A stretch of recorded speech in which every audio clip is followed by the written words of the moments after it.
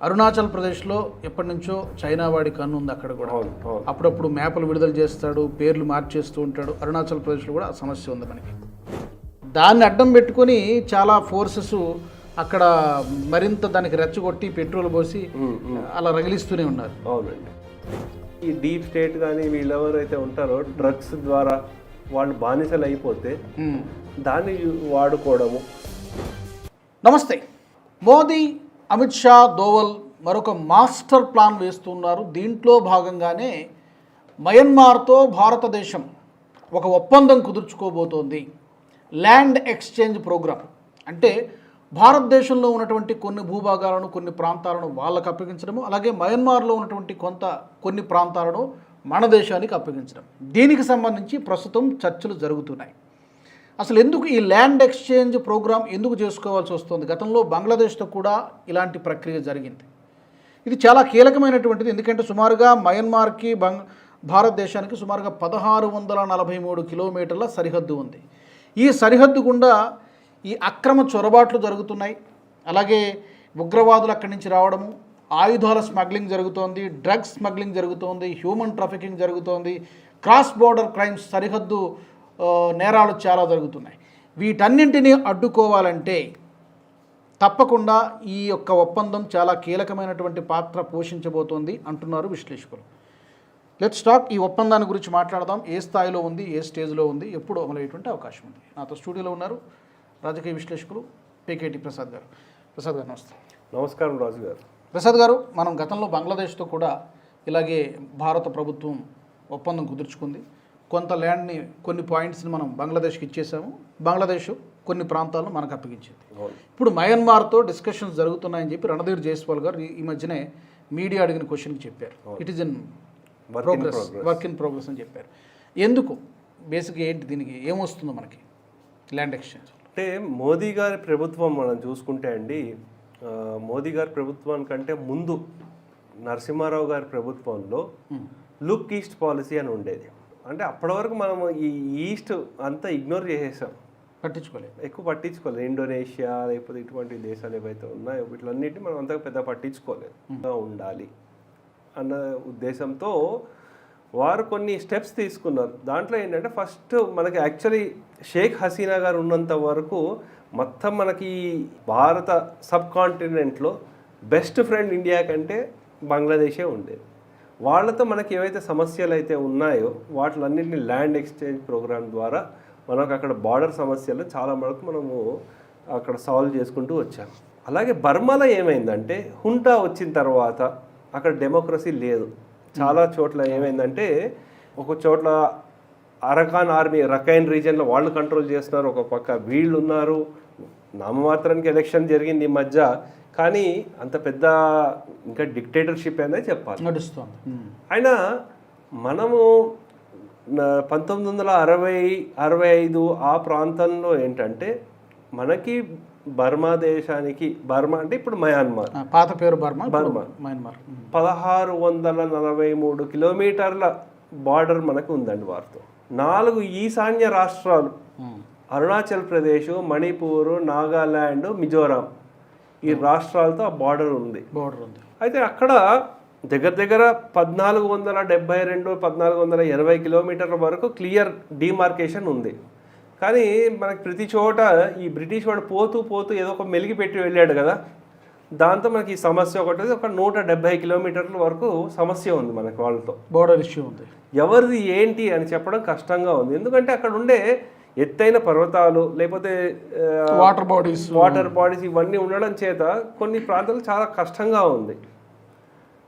అయితే దీన్ని ఎలా సాల్వ్ చేయాలి అనేది మనము ముందు నుంచి చూసుకుంటూ వచ్చాము. అంటే మోదీ గారి ప్రభుత్వంలో దాంట్లో ఏంటంటే ప్రత్యేకించి దీని మీద శ్రద్ధ పెట్టి అమిత్ షా గారు వచ్చిన తర్వాత దాన్ని ఇంకా విస్తృతంగా, అంటే వారు నమ్మేది ఏంటంటే country is safe as long as borders are safe. చాలా గట్టిగా నమ్ముతారు. సో అందు గురించి ఏంటంటే ఈ బార్డర్ నుంచి ఏవైతే ఇల్లీగల్ జరుగుతుందో, హ్యూమన్ ట్రాఫిక్ అని చెప్పారు, డ్రగ్ అని చెప్పారు, వెపన్స్ అని చెప్పారు. సో ఇటువంటి మనం మిగతా వాళ్ళకి ఆ ఛాన్స్ ఇవ్వకూడదు. వాళ్ళతో ఒక ఒప్పందం ఎలా ఉండేదంటే అంటే మాకు ఈ ఆ, ఈ మైతేయి వాళ్ళు ఉన్నారు కదా, కుకీ మైతేయి వాళ్ళకి ఏంటంటే కొంతమంది అటుపక్క ఉన్నారు, కొంతమంది ఇటు ఉన్నారు. అలాగే నాగాల్లో కూడా కొంతమంది ఆ ప్రాంతంలో ఇక్కడ ఉన్నారు. మా బంధువులందరూ అక్కడ ఉన్నారు, మేము చూడడానికి వెళ్ళాలి. బంగ్లాదేశ్ కూడా అదే కదా పరిస్థితి. సో అయితే ఒక 16 కిలోమీటర్ల వరకు ఇటుపక్క, 16 కిలోమీటర్ల అటుపక్క వరకు ఎవరైనా వెళ్ళి వాళ్ళ బంధువుల్ని కలవచ్చు, వాళ్ళు ఇటు రావచ్చు, అటువంటి ఒప్పందాలు ఉండేవి. కానీ నిజానికి వాస్తవానికి అది అవ్వట్లేదు.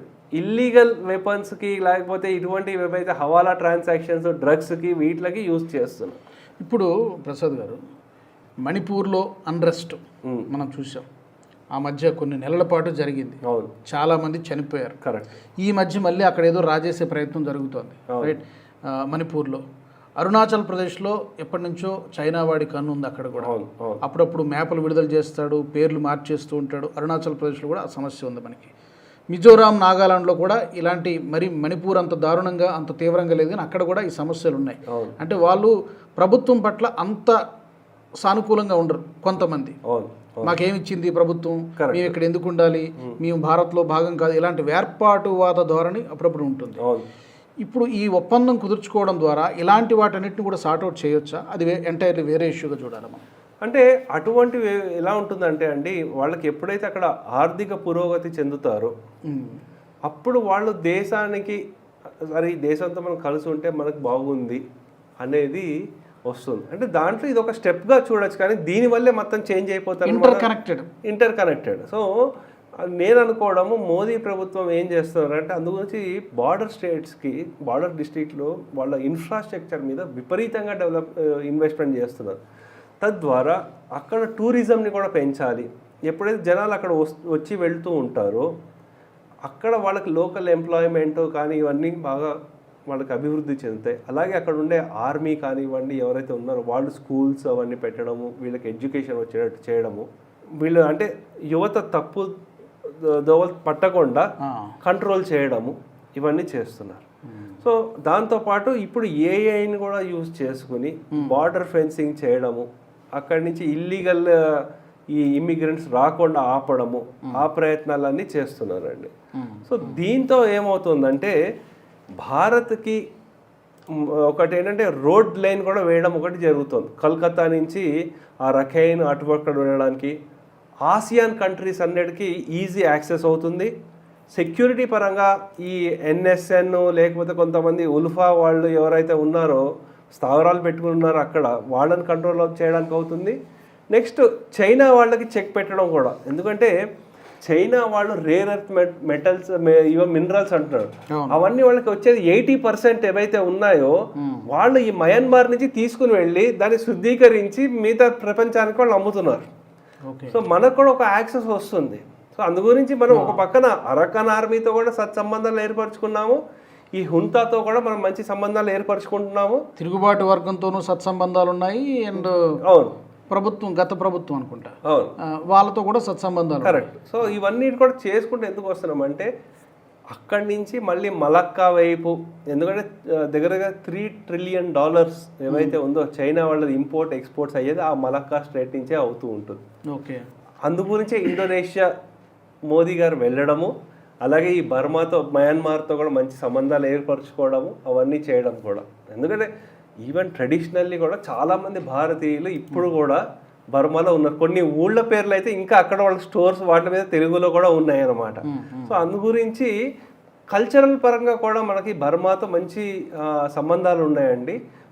చాలామంది తెలుగు వాళ్ళు, తెమిలియన్స్ అక్కడ వెళ్ళి పనిచేసిన వాళ్ళు చాలామంది ఉన్నారు. ఎందుకంటే బర్మాలో ఇట్స్ రిచ్ ఆయిల్, అక్కడ షెల్, బర్మా షెల్ అని కూడా ఉండేది. సో అందు గురించి ఏంటంటే ఆ కల్చరల్ ఇవన్నిటి కూడా మనం మంచి ఏర్పాటు చేసుకోవడం, దాంతోపాటు వీటిని ఇన్ఫ్రాస్ట్రక్చర్ డెవలప్మెంట్కి, తద్వారా చైనాకి చెక్ పెట్టడము, అమెరికా వాడు మధ్యలో దూరిపోకుండా మాకు క్రిస్టియన్ స్టేట్ సపరేట్ కంట్రీ కావాలని అనకుండా ఉండడానికి ఇవన్నిటికి కూడా అదొక మంచి స్టెప్గా చూడొచ్చు. అయితే ఫారిన్ మినిస్ట్రీ అఫీషియల్ రికార్డ్ ప్రకారం వాళ్ళు ఎంత భూమిని ఎక్స్చేంజ్ చేసుకుంటాం ఏమని వాళ్ళు ఇంకా చెప్పలేదు. వీఆర్ వర్కింగ్ ఆన్ ఇట్ అని చెప్పారు. కాబట్టి we need to wait for the official communication అండి. కరెక్ట్. అయితే సార్ ఇక్కడ మణిపూర్లో మనకి మణిపూర్కి మయన్మార్కి 398 కిలోమీటర్స్ సరిహద్దు ఉంది. అవునండి, చాలా సెన్సిటివ్ బెల్ట్ అది. కరెక్ట్. మనం చూసాం గతంలో. అవును అవును ఈ కుకీ మైతేయి తెగలు అవును. అనేది కొన్ని దశాబ్దాలుగా ఉన్నటువంటి సమస్య. కరెక్ట్. దాన్ని అడ్డం పెట్టుకొని చాలా ఫోర్సెస్ అక్కడ మరింత దానికి రెచ్చగొట్టి పెట్రోల్ పోసి అలా రగిలిస్తూనే ఉన్నారు. అవునండి. సో ఈ ఇన్సర్జెంట్ గ్రూప్స్ షెల్టర్ లాగా వాడుకోవడము, అవును, ఈ లాజిస్టిక్స్ కోసం ఉపయోగించినటువంటి సందర్భాలు. అంటే ఇప్పుడు ఎక్కువగా ఇన్సర్జెంట్స్ కూడా వాళ్ళు ఏంటంటే డ్రగ్ ట్రాఫికింగ్ అండి, డ్రగ్ ట్రాఫిక్ అది మెయిన్ అన్నమాట. వాళ్ళకి ఆయుధాల శిక్షణ ఇవ్వడము, అదొక ట్రాన్సిట్ పాయింట్ గా పెట్టుకుని అక్కడి నుంచి థైలాండ్ మిగతా దేశాల్లో డ్రగ్స్ పంపించడానికి దానికి ఉపయోగిస్తున్నారు అనమాట. సో అక్కడే మనకి చాలా మటుకు తెలిసింది ఏంటంటే ఈ డీప్ స్టేట్ కానీ వీళ్ళెవరైతే ఉంటారో డ్రగ్స్ ద్వారా వాళ్ళు బానిసలు అయిపోతే దాన్ని వాడుకోవడము. అంటే ఇది ఎప్పటి నుంచో వాళ్ళకు ఉన్నాయి ఆ సమస్యలు ఉన్నాయి. కుకీస్ మైతేస్ ఉన్నాయి, దాన్ని అడ్డు చూపించుకొని దాన్ని అడ్డు పెట్టుకుని వీళ్ళు చేసే ఇల్లీగల్ పనులు చాలా ఉన్నాయండి. అది ఎట్లాగా దాన్ని పోర్ట్రే చేశారంటే క్రిస్టియన్స్ వర్సెస్ హిందూ. కరెక్ట్. హిందువులు క్రిస్టియన్ల మీద దాడి చేస్తున్నారు, ఊచకోత అనేటట్టుగా దాన్ని పోర్ట్రే చేశారు, రిలీజియస్ యాంగిల్లో తీసుకెళ్ళారు. Correct correct correct. యాక్చువల్గా వాళ్ళకి అవన్నీ తెలియదు, అలా వాళ్ళకి ఎక్కించారు స్లో పాయిజన్. అంతే అంతే అంతే. కొన్ని గ్రామాల్లో కూడా ఎలా ఉందంటే ఈ మైతేయిలు కుకీలు కలిసి మిగతా గ్రామాల వాళ్ళతో కూడా ఫైట్ చేస్తున్నారు కొన్ని. అంటే అక్కడ చిన్న చిన్న సమస్యలని వీళ్ళు భూతద్దంలో చేసి చూపిస్తున్నారు. సో ఈ చర్య ద్వారా ఒకటి ఈ యాక్ట్ ఈస్ట్ అనేది కొంచెం బలంగా అమలు కావడానికి చైనాకి చెక్ పెట్టవచ్చు. అలాగే అమెరికా ఎప్పటి నుంచో ఎదురు చూస్తున్నటువంటి అక్కడ ఒక క్రిస్టియన్ కంట్రీ కావాలని కలలుగంటుందో, ట్రంప్ ల్యాండ్ అని కొంతమంది అంటున్నారు, క్రిస్టియన్ కంట్రీ అని కొంతమంది అంటున్నారు. ఈ డ్రీమ్స్కి చెక్ పెట్టడానికి ఇది ఒక ప్రయత్నం అని అనుకోవచ్చు. ఓకే ప్రసాద్ గారు, ప్రస్తుతానికైతే ఇది డిస్కషన్స్లోనే ఉంది కాబట్టి ఇది చూద్దాం మరి ఎప్పుడు దీనికి ఒక పట్టాలు ఎక్కుతుంది, ఎప్పుడు ఒప్పందం జరుగుతుంది బంగ్లాదేశ్లో అనేది మనం చూద్దాం. ఒకవేళ ఇది ఒప్పందం కుదిరితే కనుక తప్పకుండా ఒకటి జాతీయ భద్రత మరింత కట్టుదిట్టమయ్యేటువంటి అవకాశం ఉంటుంది. ఫెన్సింగ్ వేయడం కానీ, మానిటరింగ్ చేయడం కానీ, పెట్రోల్ చేయడము, వీటన్నిటిని కూడా చాలా వరకు కంట్రోల్లో తీసుకురావచ్చు. ఆ ఈశాన్య రాష్ట్రాల్లో ఏదైతే అలజడి అశాంతి ఉందో వాటిని కూడా చాలా వరకు కంట్రోల్ చేయడానికి భారత ప్రభుత్వానికి అవకాశం ఉంటుంది. మరి ఈ ప్రయత్నం సఫలీకృతం కావాలని మనం కూడా కోరుకుందాం. Thank you very much. Thank you. నమస్తే. మరి ఈ టాపిక్కి సంబంధించి మీ ఫీడ్బ్యాక్ని తప్పకుండా తెలియచేయండి. అలాగే మా ఛానల్ నుంచి ఇంకా ఎలాంటి అంశాలను మీరు కోరుకుంటున్నారో, ఎలాంటి టాపిక్స్ని ఎక్స్పెక్ట్ చేస్తున్నారో కామెంట్స్ ద్వారా మీరు మాకు చెప్పొచ్చు.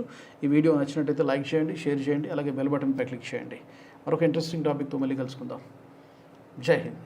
ఈ వీడియో మీకు నచ్చినట్టయితే లైక్ చేయండి, 10 మందికి షేర్ చేయండి, అలాగే కామెంట్ల రూపంలో మీ అభిప్రాయాలను మాతో పంచుకోండి. Nationalist hub group of channels ను సబ్స్క్రైబ్ చేసుకుని తెలుగునాట జాతీయవాద జర్నలిజాన్ని ప్రోత్సహించండి. ఈ వీడియో కింద ఉన్న బెల్ ఐకాన్ పై క్లిక్ చేయడం మర్చిపోవద్దు.